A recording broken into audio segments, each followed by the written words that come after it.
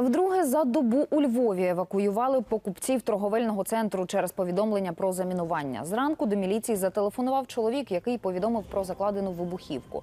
Її правоохоронці не виявили, натомість знайшли зловмисника.